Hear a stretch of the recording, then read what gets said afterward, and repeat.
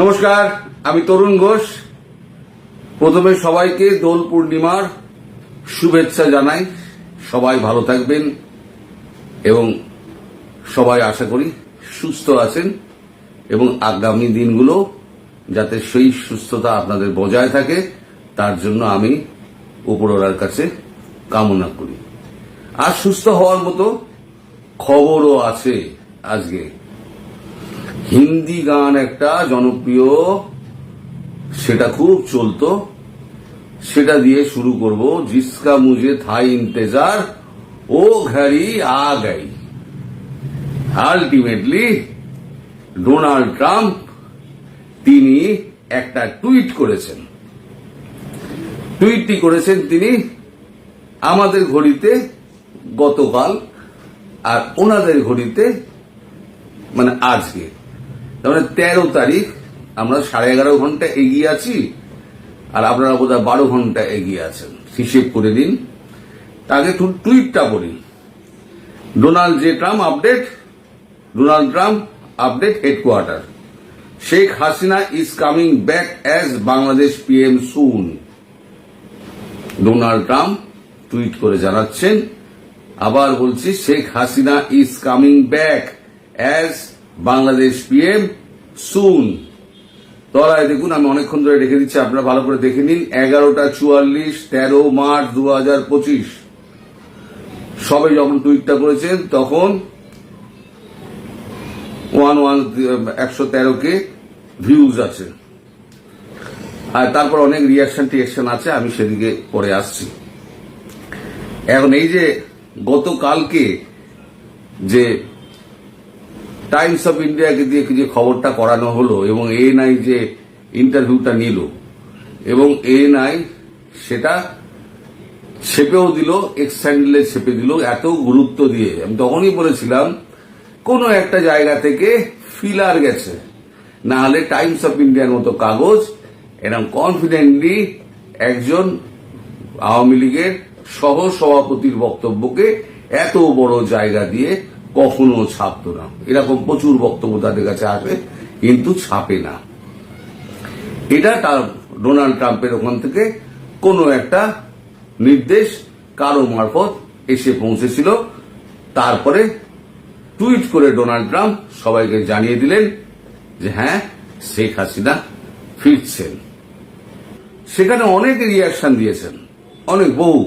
এখন সেই দিতে গেলে তো ভিডিও অনেক লম্বা হয়ে যাবে, গোটা দুয়েক দিয়ে দিলাম। এইচ.এ. Bilal Hussain replying at Donald Trump headquarter, good news for Bangladesh and বাংলাদেশিস।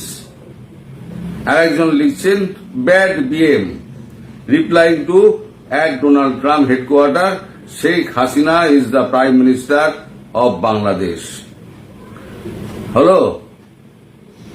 এরপরে আসুন ডোনাল্ড ট্রাম্পের যে পেজটা আছে, যেখানে পরপর উনি সমস্ত মানে তার টুইটগুলো করেন, সেখান থেকেই এই টুইটটা 3 নম্বরে দেখুন।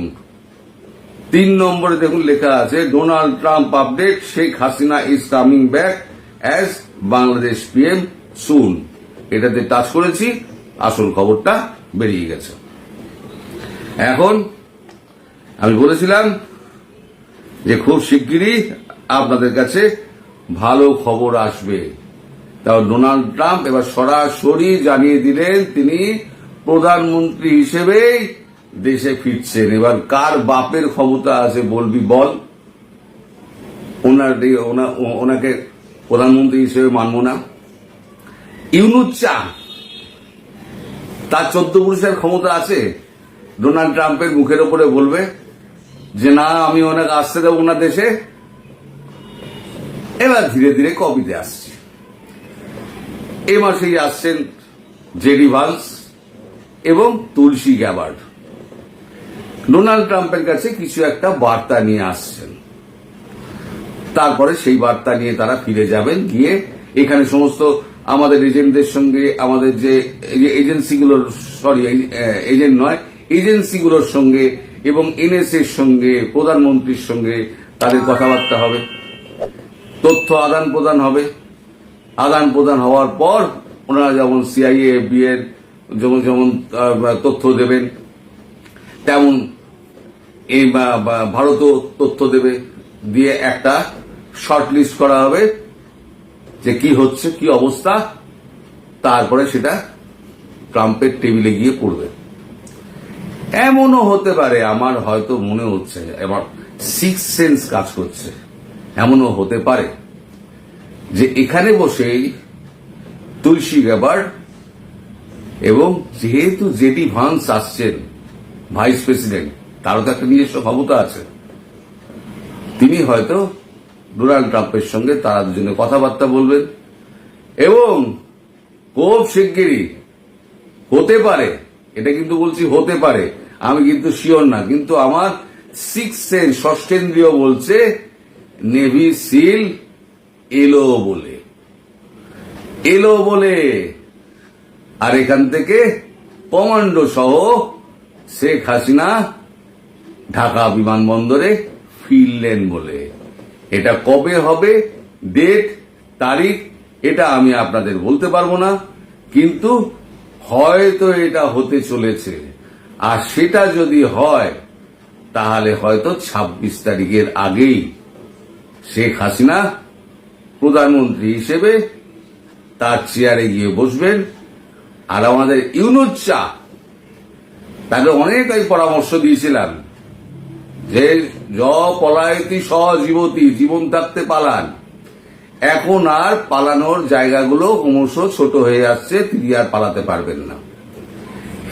এবার যে চায়না যাওয়ার ব্যাপার যেটা আছে না, চায়নাকে একটা মেসেজ কোনো জায়গা থেকে, নয় আমেরিকা থেকে, নয় ভারত থেকে, একটা মেসেজ চায়নার কাছে পৌঁছে দেওয়া হবে যে ইউনুসকে আপনারা কোন রকম ভাবে অ্যালাউ করবেন না, যদি করেন সেটা আমাদের স্বার্থের পরিপন্থী হবে। আর চায়নার কাছে যদি এইটা জিনপিং এর কাছে গিয়ে পৌঁছয়, তাহলে বর্তমান যা পরিস্থিতি, এই পরিস্থিতিতে বেজিং কখনো ইউনুসের মতো একটা মাসিকে তার দেশে ঢুকতে দেবে না। প্লেন ভাড়া করেছেন, প্লেন হয়তো আসবে, কারণ ভাড়া নিয়ে নিয়েছে, প্লেন হয়তো আসবে, হয়তো ফাঁকাও ফিরে যেতে পারে। আর যদি উনি যান তাহলে জানবেন যে পাখি ফুরুত হলো। এবার কোন ডালে গিয়ে বসবে, সেখান থেকে কোন খাঁচায় তাকে পোড়া হবে, সেটা তো পরের ব্যাপার। যত হম্বিতম্বি এখন করছেন না, উনি আসলে ভয় পেয়েছেন।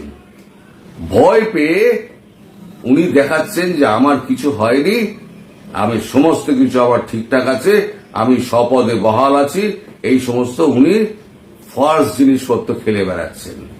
আসলে এগুলো হচ্ছে গিয়ে মুখোশ। উনি তো খুব ভালো মানুষ সাজতে পারেন এবং চূড়ান্ত মিথ্যেবাদী, একটা নোংরা ছোট লোক, জানোয়ার।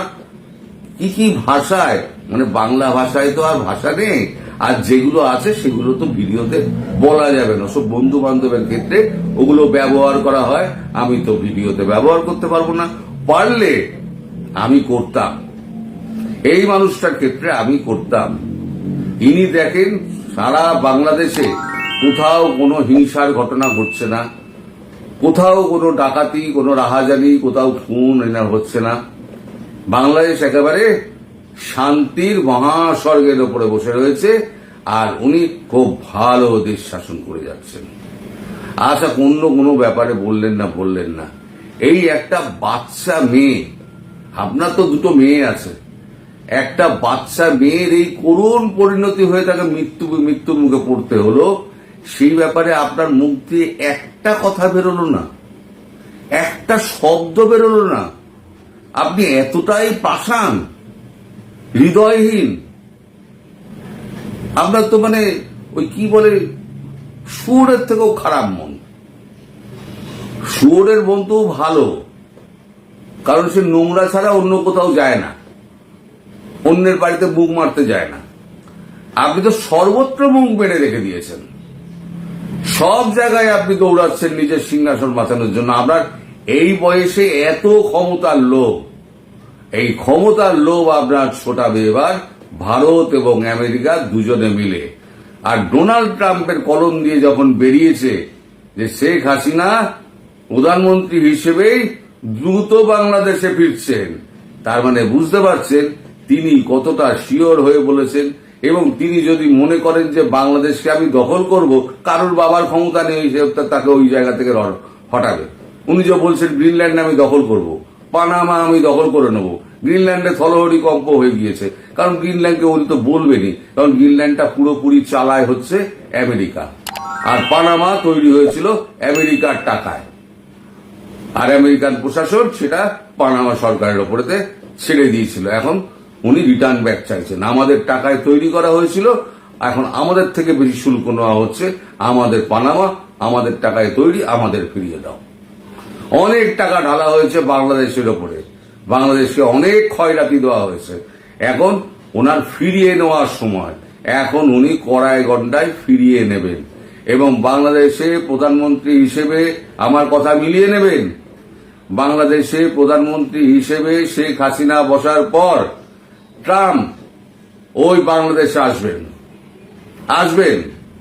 উনি যে মানুষ, বাংলাদেশে এসে বাংলাদেশের একেবারে যত জঙ্গি আছে তার আগে তো ছেঁচা হয়ে যাবে, একেবারে ছেঁচা মানে আদা ছেঁচা ছেঁচবে, সমস্ত ছেঁচা হয়ে যাবে। বাকি যেগুলো জামাতি টামাতি ঘরের মধ্যে লুকিয়ে থাকবে না, সেগুলো ল্যাজ একেবারে গুটিয়ে একেবারে পশ্চাৎ দেশের ভিতরে ঢুকে যাবে। ট্রাম্প আসবেন, আমি না এলে পরে তখন আমায় বলবেন যে আপনি বলেছিলেন ট্রাম্প আসবেন, কিন্তু ট্রাম্প তো এলেন না। ট্রাম্প আসবেন। বাংলাদেশ ছোট এইটুকু দেশ হলো ওনার কাছে কিন্তু ট্রাম্পের কাছে খুব গুরুত্বপূর্ণ বাংলাদেশ। আর শেখ হাসিনার সুবিধে হলো বাংলাদেশের পক্ষে আমেরিকা যদি দাঁড়ায়, তাহলে আগামী 4 বছরের মধ্যে ভারত এবং আমেরিকা দুজনে মিলে বাংলাদেশকে আবার নতুন করে গড়ে দেবে। আর তার আগে যা ময়লা আছে ও সমস্ত পরিষ্কার করার দায়িত্ব ভারতের উপর ছেড়ে দিন। আমেরিকাকেই লাগবে না, ভারতকে শুধু একবার বলে দেওয়া যে তুমি অ্যাকশনটা শুরু করো। ভারত সব রেডি হয়ে রেখে দিয়েছে। আমাদের সেনাপ্রধান বারবার জিজ্ঞেস করছে কবে হবে। রাজনাথ সিংকে পাগল করে দিচ্ছেন, কারণ সেনাকে যদি একবার যুদ্ধের কথা বলা হয় না, সে আর সুস্থির থাকতে পারে না। ভারতীয় সেনারা বরাবর যুদ্ধ করে তারা অভ্যস্ত, তারা ক্যাম্পে বসে থাকতে পারে না, তারা ছুটিতে যাবে এটা ভাবতে পারে না, তারা এতটাই দেশপ্রেমী। যাই হোক, আর ওয়াকারুজ্জামানকে বলবো, আপনি এখনো পর্যন্ত সিদ্ধান্ত নিতে পারলেন না আপনি কোন দিকে যাবেন। কখনো হুমকি দিচ্ছেন, কখনো বলছেন জুলাই আগস্টের আন্দোলন বৃথা যায়নি, বলছেন তো। তা আপনি কি আপনার দেশের সেনাকে বুকে গুলি খাওয়ার জন্য এগিয়ে দেবেন? ভারতবর্ষের কাছে উল্টো দিকে কি আছে সেটা কিন্তু ভারতবর্ষ দেখবে না। শত্রু মানে শত্রু, 1 bullet is equal to 1 enemy. একটা করে বুলেট যাবে, একটা করে এনিমি যাবে। সেখানে ওয়াকারুজ্জামান আছে নাকি পাকিস্তানের আসিফ মুনির আছে, ভারতবর্ষের সৈনিক কিন্তু দেখতে যাবে না। সুতরাং ওয়াকারুজ্জামানকে আমি একটা সতর্ক বাণী দিয়ে রাখছি যে আপনি এখনো আপনার রাস্তাকে ঠিক করুন। আপনি কোন রাস্তায় যাবেন? আপনি শেখ হাসিনার পক্ষের রাস্তায় যাবেন, ভারত আমেরিকার পক্ষের রাস্তায় যাবেন, নাকি আপনি জামাত এবং ইউনুস, এই নুচ্চা ইউনুসের পক্ষে যাবেন, ইউনুচ্চার পক্ষে যাবেন? আপনি স্থির করে নিন। কারণ আমরা চাই না আপনার দেশের নিরীহ সৈনিক তারা বুকে বুলেট খাক। কারণ আমরাই একদিন আপনাদের দেশটাকে স্বাধীন করে দিয়েছিলাম। এই জামাতি আর বদমাইশগুলো যতই অস্বীকার করুক, এরা ইতিহাস মুছে দিতে চায়, কিন্তু বাংলাদেশের মানুষের বুকে যে চেতনা আছে, বঙ্গবন্ধুর চেতনা, শেখ হাসিনার প্রতি তাদের ভালোবাসা কোনোদিনও নষ্ট করতে পারবেন না। গলা কেটে দিলেও সেই বডি থেকে আওয়াজ বেরোবে শেখ হাসিনা বঙ্গবন্ধুর জয়। বুঝতে পেরেছেন? সুতরাং ওয়াকারুজ্জামান আপনাকেও সাবধান করছি, আর যত এই জামাতি টামাতি যত আছে তাদেরও সাবধান করছি, আমি ফামি যত আছে। আর ইউনুচ্চাকে বলবো, ইউনুচ্চা আপনি এখন দিন গুনুন, 1 2 3 4 5 6 7 8 করে দিন গুনুন। Your days are numbered. Yes, Dr. Yunus, your days are numbered. আপনি you will be behind the bar very soon. Very soon. এখন আপনারা অপেক্ষা করুন। এই অপেক্ষার ফল, আপনারা অনেক কষ্ট করেছেন, অনেক সহ্য করেছেন। এই অপেক্ষার ফল এবার আসার সময় হয়ে গেছে। সম্ভবত মার্চেই হয়ে যাবে, আমার কথা বেঠিক হবে না। তো 26-এর আগে হবে নাকি 31-এর আগে হবে আমি এই মুহূর্তে বলতে পারছি না, কারণ ট্রাম্প বাবু ঢুকে গেছেন এর মধ্যে। ট্রাম্প বাবু যদি না ঢুকতেন, আজকে বলে দিই 16 মার্চ ইন্ডিয়া ঠিক করেছিল ইনভেট করবে। আজকে বলে দিলাম আমি আপনাদের, কিন্তু সেটা ডেফার হয়ে গেছে।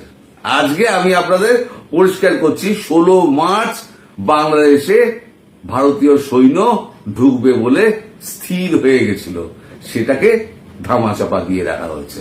এবার বাকিটা বুঝে নিন কি কি হতে পারে। আমি আর ভিডিওকে লম্বা করে আপনাদের ধৈর্যচ্যুতি ঘটাবো না। সবাই ভালো থাকবেন, সুস্থ থাকবেন এবং সাবধানে থাকবেন। নমস্কার।